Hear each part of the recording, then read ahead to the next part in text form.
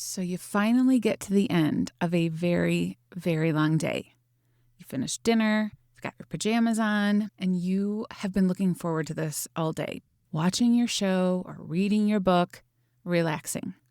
And you sit down on the couch, you put your feet up, and immediately you see it. The dog hair all over the floor, dog hair everywhere. And your brain is like, great. Obviously, I can't sit here and relax with dog hair everywhere. So you get up and grab the vacuum. Then you notice the rogue dishes in the sink that aren't yours. And then you remember that email that you forgot to send.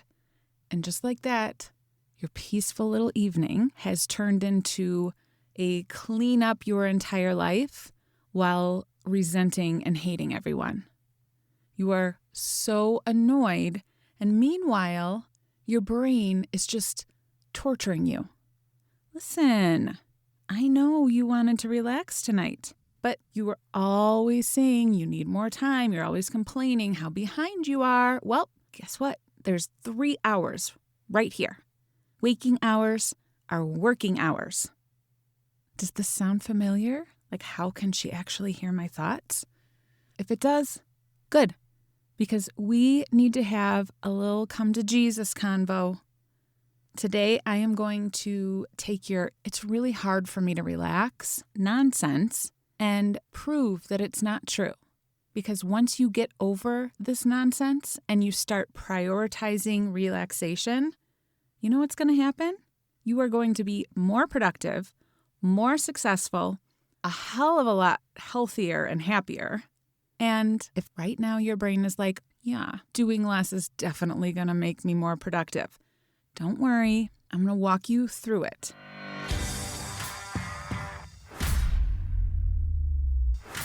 Let's start with the actual nonsense. Relaxing is not hard. Literally, by definition, relaxing is not hard for you. What's hard for you is trying to relax while your brain screams at you. Relaxing isn't the problem. Your brain is the problem, because the second you sit down, your brain pulls up its little PowerPoint presentation that it's been preparing for the last 25 years, titled, "Everything You Should Be Doing Instead of Relaxing." You should answer that email. You should clean under the sink. You should finish that project. You should get ahead of that project. It's relentless. It will not shut up until you either give in, open your laptop, grab the vacuum, or you numb out. Grab your phone, scroll, go shopping on Amazon, pour an extra glass of wine. Basically anything that will quiet your brain. You are not bad at relaxing. You're bad at relaxing while your thoughts slowly torture you. Part of the problem here is that some of you have decided this is just who you are. You have always been this way. It's always been hard for you to sit still. You're not wired for relaxation. Now, sure, some people have a higher energy baseline. Some people are just naturally more active than others. But even the most active people are wired for relaxation. But somewhere along the way, you learned something about rest and relaxation and downtime. Maybe when you were a kid, you got in trouble if there were things to do and you were resting. So when you heard your mom coming down the stairs, you'd hurry up and pretend like you were busy. Or maybe there was just constant praise for the hardest worker in the house. Oh, he works so hard. Isn't he amazing? Maybe you identify as a perfectionist and you've really just convinced yourself that it is impossible for you to settle unless everything is just right.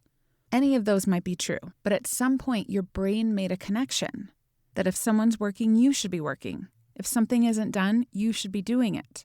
And people who relax without that relaxation being earned through hard work are lazy.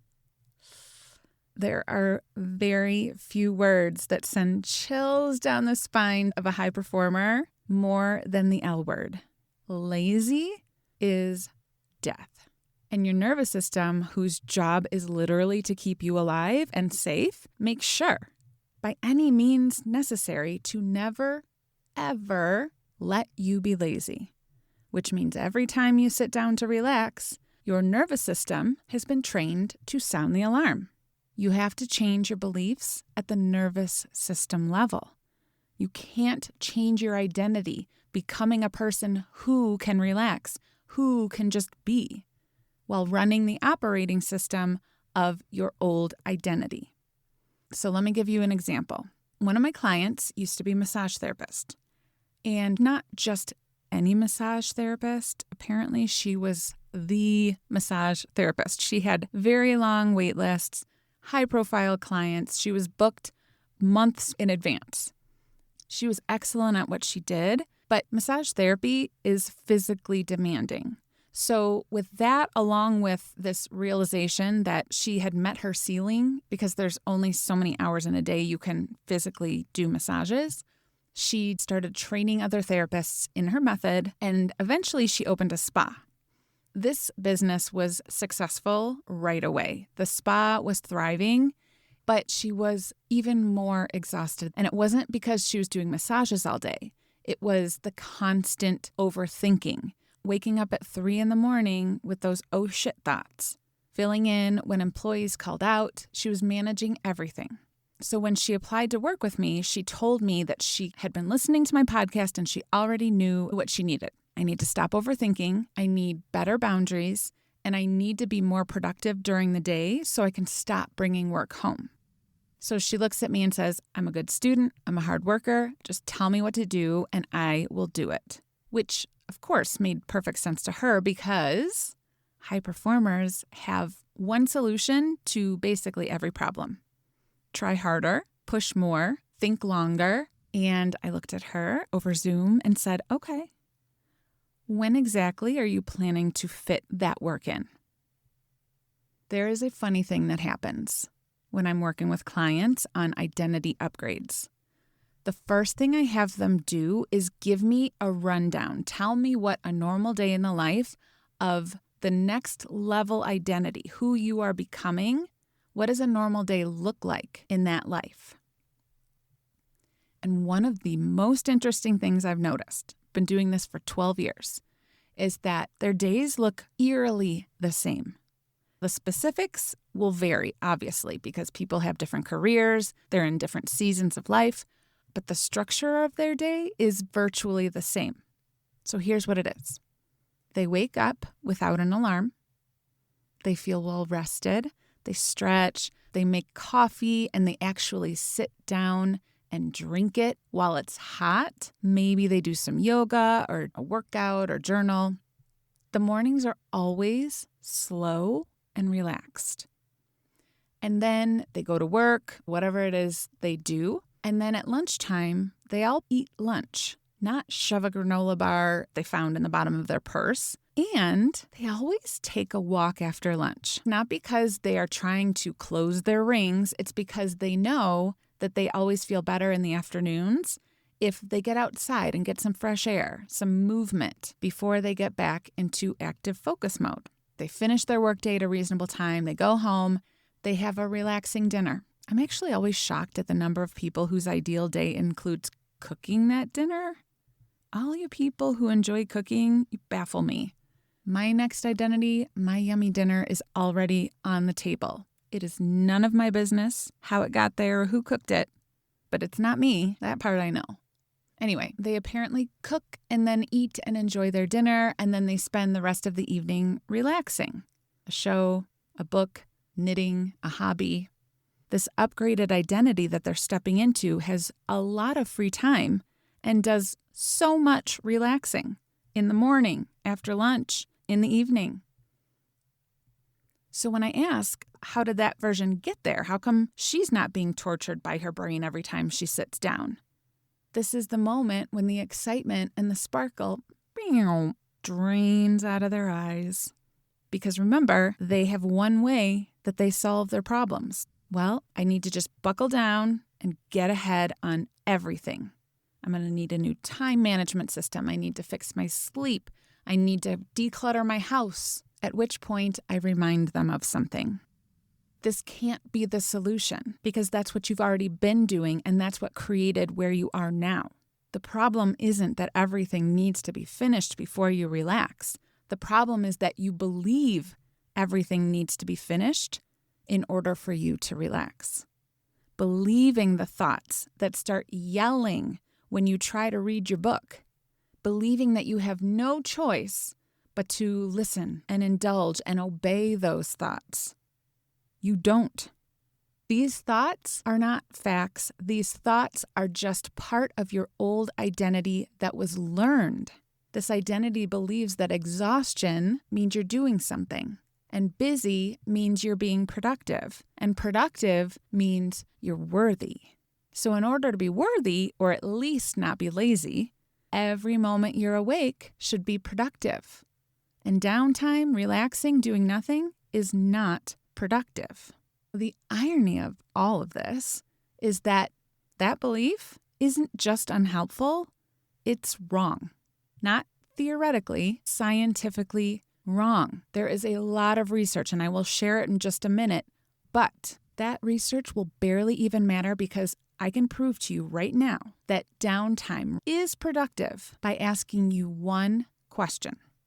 How many problems, big problems, little problems, world problems, have you solved in the shower? Seriously, how many times have you been stuck on something all day, trying to resolve a conflict, trying to figure out what you want to say, trying to get your thoughts organized, and then you get in the shower and boom, the answer just shows up out of nowhere? How many genius ideas have come to you while you're just zoning out, waiting for the conditioner to soak in? I used to think magic showers were a phenomenon that only happened to me. Like the secrets of the universe were being downloaded to me through my shower head. And then when my husband Dave was writing his book, his showers would take forever because whatever scene he had been stuck on would always click in the shower. And so he'd have to jump out and write it on the mirror with a marker before he forgot it. There is actually a lot of really interesting research about this, not just magic showers. While you're sleeping, while you're vacuuming, folding laundry. Scientists call it the incubation effect, and it describes what happens when your brain shifts from active thinking into rest mode.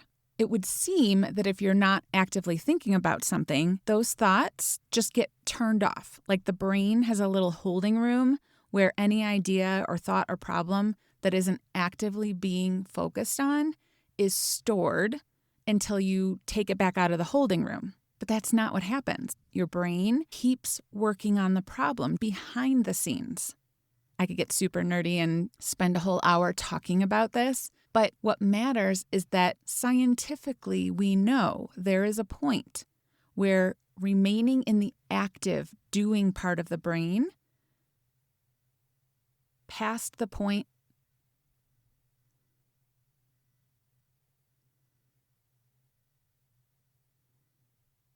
staying past the point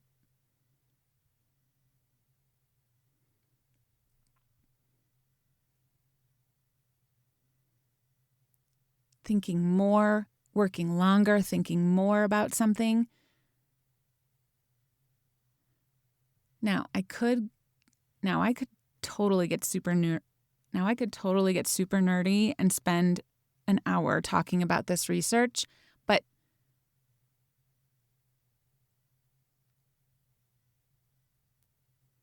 because it actually is fascinating. But what matters is what I need you to hear is that research shows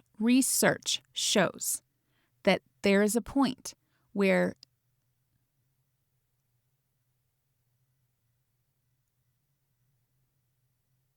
digging your heels in, staying in the active doing part of the brain, instead of allowing yourself to rest and relax, actually stops progress. So pushing through becomes unproductive, which, if I'm not mistaken, according to your rules, means downtime is productive and overthinking and overworking and overdoing, lazy. The horror. Now, unfortunately, knowing all of this information is not going to stop your brain. When you go to sit down and relax, your brain's going to be like, oh, cute. Oh, you heard it on a podcast? Relaxing is productive? Adorable. But you do need to get some shit done because you are actually behind. Your old identity was trained to believe that rest is unsafe. All you have to do is retrain it. This doesn't mean work harder. Nervous systems learn through repetition. The repetitions happen in the moments that you close the laptop or let something be unfinished. That is when the nervous system learns that rest is safe, through repetition. This is exactly why the daily recalibration exists. These daily messages I write aren't pep talks to try and get you motivated so you can do more today. They're daily reps that reinforce the identity, building that muscle memory of the identity of a person who believes at their core that relaxing is not unsafe. So when those moments show up in the day, you remember who you're becoming because you've already put in the reps.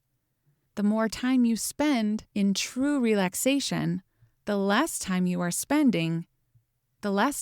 wasting fighting your own brain, overthinking, spinning out in overwhelm and confusion, and the more productive you will be. One rep at a time. You are building that muscle memory of the identity of a person who believes at their core that relaxing is not just a thing that you get when you're productive, that relaxing is not unsafe. Relaxing is part of the system that makes you productive. The more time you spend in true relaxation, the less time you are wasting fighting your own brain, overthinking, spinning out in overwhelm and confusion, and the more productive you will be. One rep at a time. So tonight, when you sit down at the end of the day and your brain starts in with their little speech, waking time is working time, you're going to take a breath, show your nervous system that nothing catastrophic happens when you relax. The more time you spend in true relaxation, the less time you are wasting because relaxation is part of the system that makes you productive, which means the most productive thing you can do right now is leave the freaking dog hair where it is. That's the rep. Okay, friend, if this episode was just for you, you need to make sure you are getting the daily recalibration. It is helping retrain your nervous system for your next level identity that calm is not something you earn. It's something you condition.